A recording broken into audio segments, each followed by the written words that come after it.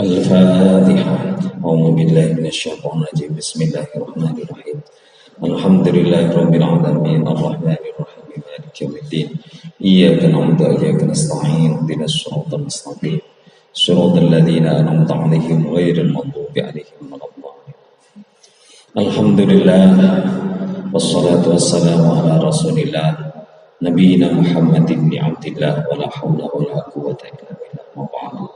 Bapak Ibu jamaah salat subuh rahimakumullah. Alhamdulillah kembali kita masih diberi kesempatan oleh Allah untuk menghirup nafas di bulan Ramadan ini, tepatnya tanggal 3 bulan Ramadan.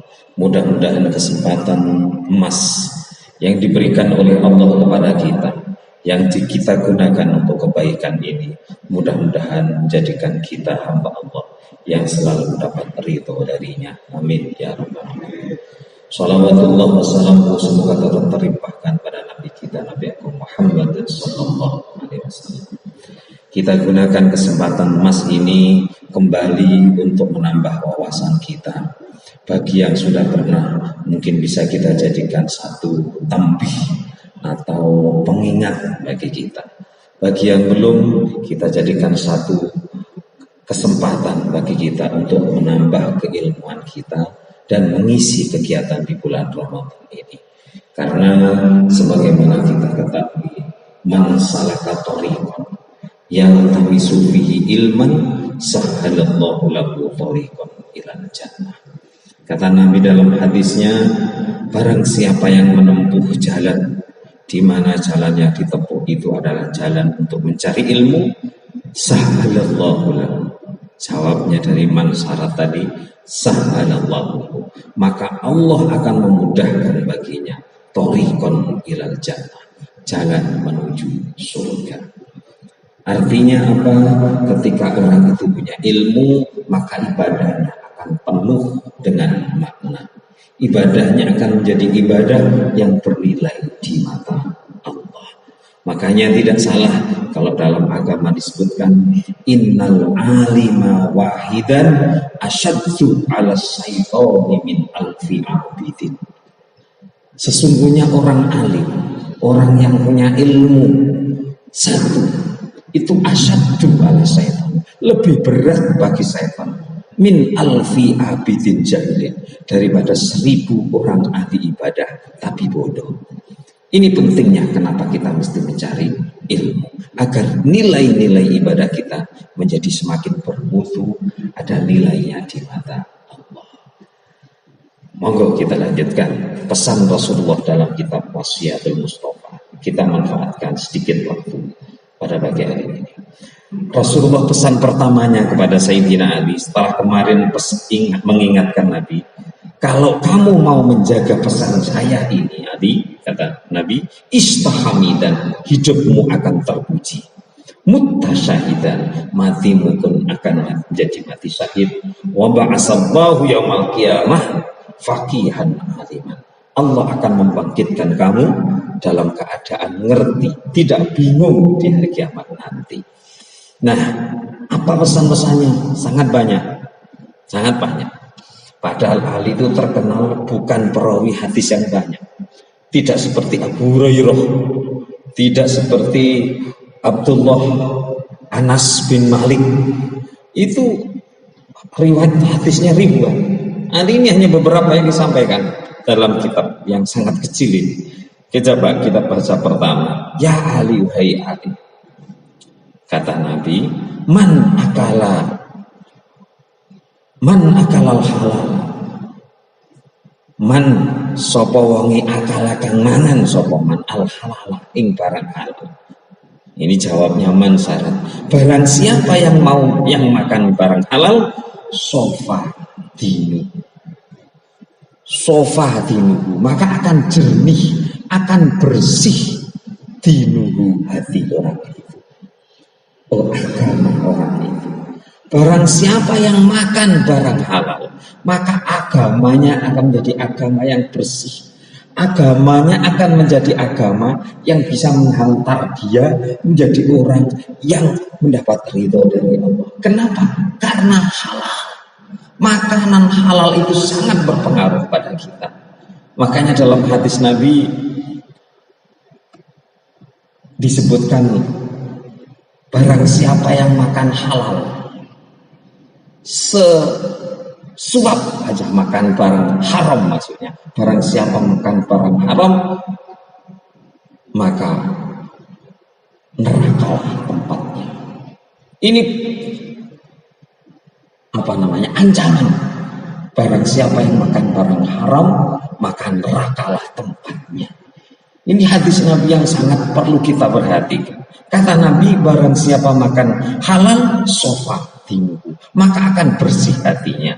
Selain itu, warqa qalbuhu, dan akan menjadi hati yang lunak. Hati itu dalam Quran ada yang disebutkan qaswah, atos. Ada yang hati dalam Al-Quran disebutkan mata, kalbu, mati hatinya.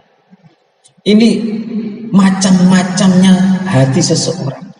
Kalau kita nasihati orang, memberitahu orang, itu pendapatnya kan macam-macam. Kadang bisa diterima, kadang orangnya kita beritahu menerima dengan bagus. Dan ciri-ciri orang yang mau menerima nasihat itu adalah orang yang makanannya barang halal.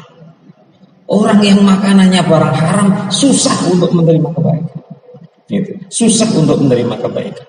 Pun karena kita gitu coy, cek oleh santai akeh. Warqa qalbuhu, hatinya akan menjadi hati yang lunak. Menerima nasihat akan diterima dengan bagus. Bukan ya wong Jawa nih, dikandani ora kene anjane begetut. Begetut niku atine niku ati atos. Hatinya itu hati mati. Nauzubillah. Terus walam yakun lidawatihi hijabun.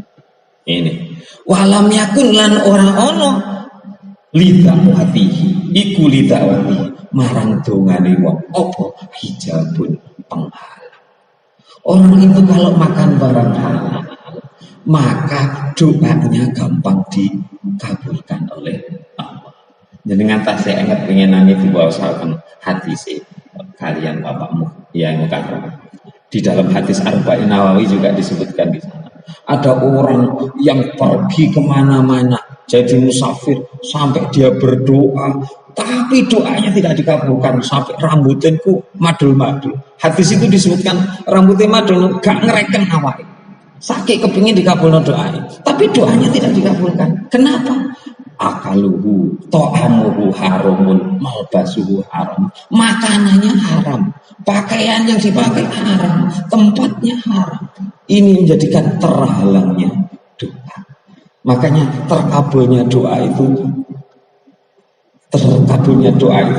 antara lain ada beberapa penyebab. Satu, terkabulnya doa itu terkadang karena tempat berdoanya. Manggo panggonan donga. Mulane lek wong haji niku enten namine multazam, enten namine raudha. Itu tempat mudah dikabulkannya doa. Yang kedua, waktu dikabulkannya doa. Ada saat yang mudah dikabulkannya doa. Seperti ad-du'a fi duburi kulli sholatin. Doa setelah sholat. Itu menjadi doa yang tidak ditolak. Ada lagi ad-du'a bainal adzanaini.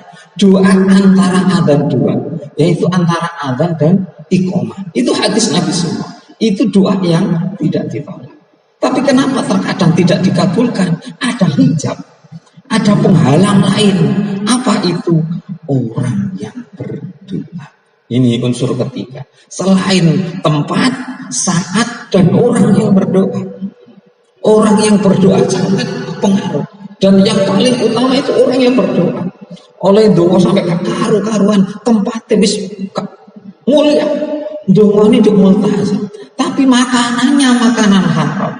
Saat yang digunakan untuk berdoa sangat tepat di tengah malam, tapi makanannya makanan haram. Ini menjadi penghalangnya doa. Makanya ada orang yang setelah mendapatkan hasil korupsi kemudian ingin mensucikan dirinya, mensucikan hartanya dengan digunakan umroh umpamanya, ya tidak bisa. Ini yang perlu kita tanam dalam hati kita. Yang utama adalah makanan kita mesti halal. Yang lebih bahaya adalah apabila makanan haram itu kita berikan pada anak dan istri kita. Jangan salahkan anak kita, anakku kok ndablek, anakku kok kandanane angel. Jangan salahkan anak kita. Mungkin kita perlu koreksi apa yang kita berikan kepada mereka. Ini pesan Nabi berikutnya, man akala subuhat istabaha alaihi dinuhu wa adlama qalbuhu. Barang siapa makan subhat, maka istabaha alaihi dinuhu, agamanya akan menjadi agama yang ragu, wa adlama qalbuhu, hatinya akan menjadi hati yang gelap. Ini pesan Rasulullah. Sopo sing panganane subhat itu gak jelas halal haram gitu. Maka hatinya akan jadi hati yang gak jelas gitu. Agamanya jadi agama yang gak jelas dan hatinya menjadi hati yang gelap. Belum sampai mati tapi hatinya gelap. Kalau mati bagaimana? Insya Allah kita teruskan besok. Mudah-mudahan bermanfaat. Ihdinas siratal mustaqim. Wassalamualaikum warahmatullahi wabarakatuh.